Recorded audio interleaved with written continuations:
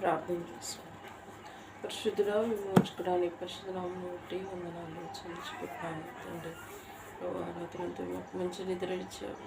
ఉదయకాలంలో ప్రభా ఈ పాద సన్నిధికి వచ్చేటప్పుడు బలపరిచినందుకు వందనాలు.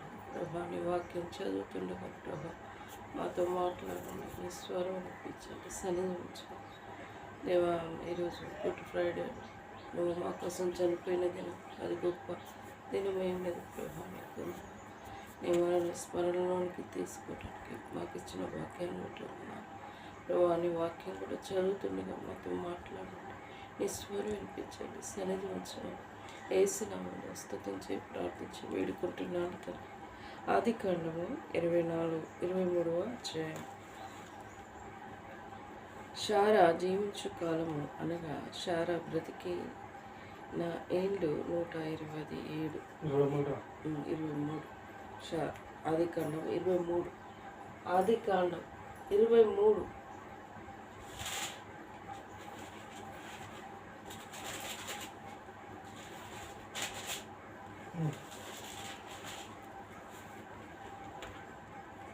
రెండవ వచనం.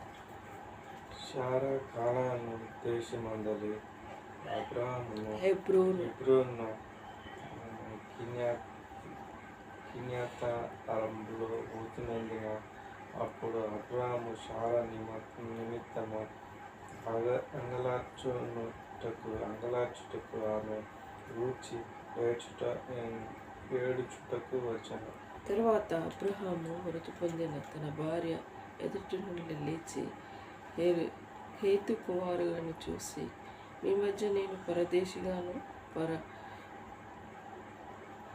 పరవాసిగాను ఉన్నాను. మృతి చెందిన నా భార్య నా కన్నుల ఎదుట ఉండకుండా ఆమెను పాతిపెట్టుటకు మీ తావున నాకు ఒక శ్మశాన భూమిని స్వాస్యంగా ఇయుడని అనగా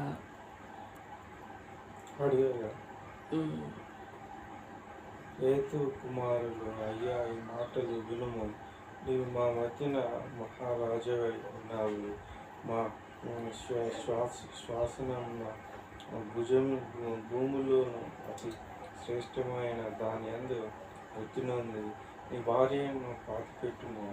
నీవు మృతి నొంది నీ భార్యను పాతిపెట్టినట్లు నీలో తమ శాసన భూమిని ఇవ్వనల్లో శ్మశాన భూమిని ఇవ్వనల్లని వాడు ఎవడునూ లేడని అబ్రాహాముకు ఉత్తరం ఇచ్చింది. అప్పుడు అబ్రాహాము లేచి ఆ దేశపు ప్రజలైన హేతు కుమారులకు సాగిలపడి, మృతి నొందిన నా భార్యను నా ఎదుట ఉండకుండా నేను పాతిపెట్టుట మీకు ఇష్టమైతే నా మాట వినుడి. సహోరు కుమారుడైన ఎబ్రోను తన పొలంను చివరన తనకు కలిగి ఉన్న అంకేబుల గుహను ఇచ్చినట్లుగా నా పక్షమున అతనితో మనవి చేయుడి. మీ మధ్యనను శ్మశాన భూమిగా నుండుటకు నింద వేలకు అతడు దాన్ని నాకు స్వాస్థ్యముగా ఇవ్వవలనని వాటితో చెప్పును. అప్పుడు ఎస్రోను హేతు కుమారుని మధ్యని కూర్చుండి ఉండెను. హిత్తీయుడైన ఎస్రోను తన ఊరి దేవుని ప్రవేశించు వారందరినీ ఎదుట హేతు కుమారుడు వినట్లు అబ్రహాముతో చెప్పిన ప్రత్యుత్తరమేమనగా, అయ్యా అట్లు కాదు, నా మనవి ఆలకించుము. ఆ పొలమును నీకిచ్చేదను, దానిలోనున్న గృహను నీకిచ్చేదనుచున్నాను. నా ప్రజల ఎదుట అది నీకిచ్చిచున్నాను. మృతి పొందిన నీ భార్యను పాతిపెట్టినను. అప్పుడు అబ్రాహాము ఆ దేశపు ప్రజల ఎదుట సాగిలపడి, సరికాని నా మనవి ఆలకించుము. నీ పొలమునకు నేల ఇచ్చేదను, అది నా ఎద్దకు పుచ్చుకున్న ఎడల పుట్టి నొందిన నా భార్య పాతిపెట్టేదని మన దేశ ప్రజలను విడినట్లు ఎఫ్రాయిముతో చెప్పాను. వినబడినట్లు ఎఫ్రాయిముతో చెప్పాను. అందుకే ఎఫ్రోను, అయ్యా నా మాట విను, ఆ భూమిని అది ఎంత మృతి పొంది నీ భార్యను పాతిపెట్టుమని అబ్రహాముతో ఉత్తరం ఇచ్చింది. అబ్రహాము ఇఫ్రాను మాట వినను. కాబట్టి హేతు కుమారులను వినినట్లు యెహోవా చెప్పిన వేళ అనగా వర్తకులలో చెల్లు 400 తులముల వెండి అబ్రహాము తూచి అతనికి ఇచ్చాను. అలాగున మాంబ్రి ఎదుటనున్న మాకియేలు మందలి ఎఫ్రాయిము పొలమును దాని అందలి తుకను దాని పొలమేర అంతటిలోనున్న పొలము చెట్లన్నింటి అతని ఊరి గవిని ప్రవేశించు అందరిలోని కుమారులు ఎదుట అబ్రహామునకు స్వాస్థ్యమును స్థిరపరచబడిన. ఆ తర్వాత అబ్రహాము కానాను దేశంలో హెబ్రోను మమ్రే ఎదుట ఉన్న మల్కేలా పొలంలో గృహంలో తన భార్య అయిన శారాను పాతిపెట్టాడు. పొలమును దానిలోనున్న గృహ హేతు కుమారులు అయిన శ్మశానం కొరకు అబ్రహామును స్వాస్థ్యముగా స్థిరపరచబడిన. దేవుడి మాటలు దీవించి ఆశీర్వదించిన. ఇక్కడ ఈ అధ్యాయంలో శ్మశాన వాటిక మరి మనిషి చనిపోగానే పాతి పెట్టే ప్లేస్ని శ్మశాన వాటిక అంటారు. అందుకోసమే దానికంటూ ఒక ప్రత్యేకమైన స్థలం అనేది ఉంటుంది.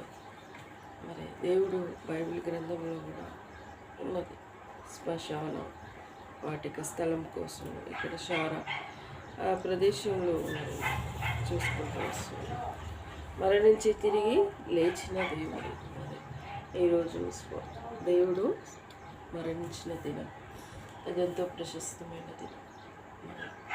మరి యూదులు ఏం చేశారు? ఆయనను బంధించి బందిపోటు దొంగగా ఎంచి కల్వరిశిలువలో ఆయన్ను ఒక దొంగగా ఎంచి ఎన్నో విధాల బాధ పెట్టి సిలువ వేసిన దినం.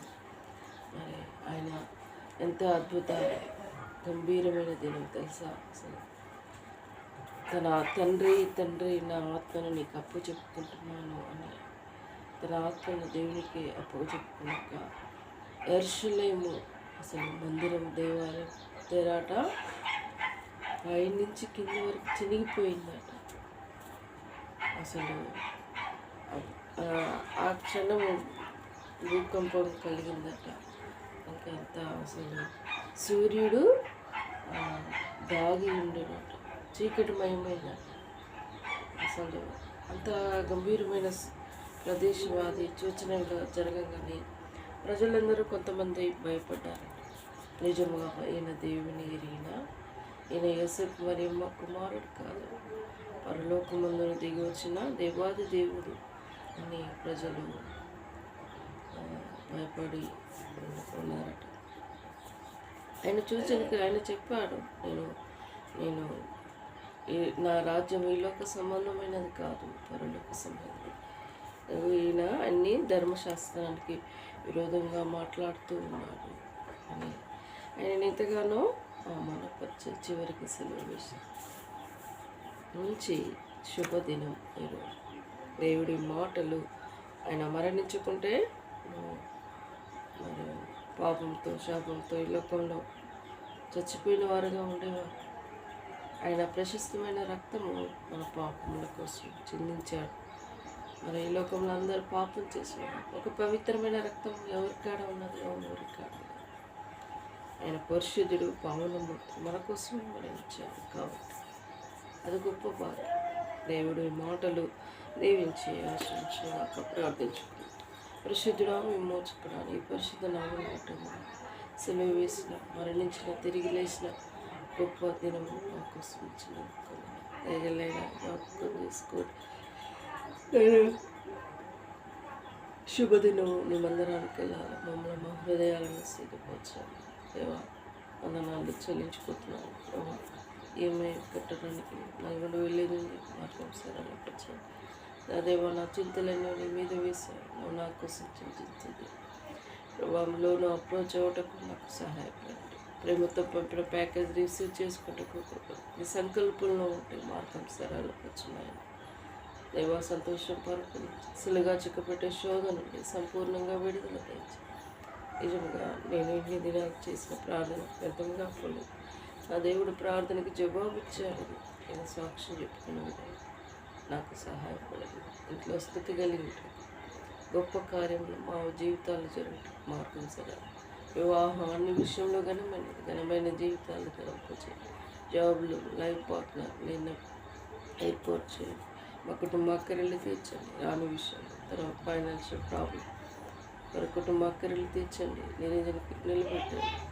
ఇలా నా కుటుంబాన్ని స్వహస్తాలకు అప్పచెప్పి ఇచ్చిన సమయాన్ని బట్టి స్థుతిస్తూ అన్ని విషయాల తోడుగా ఉంది. యేసు దివ్యమైన అతి వినయంగా స్తుతించి ప్రార్థించి వేడుకుంటున్నాను తండ్రి. యేసు రక్తమే ఇచ్చే, సిల్వ రక్తమే ఇచ్చే, యేసున సంపూర్ణ విజయం కలుగునుగా. అపోవాది క్రియల అనంతం నాశనమగునుగా.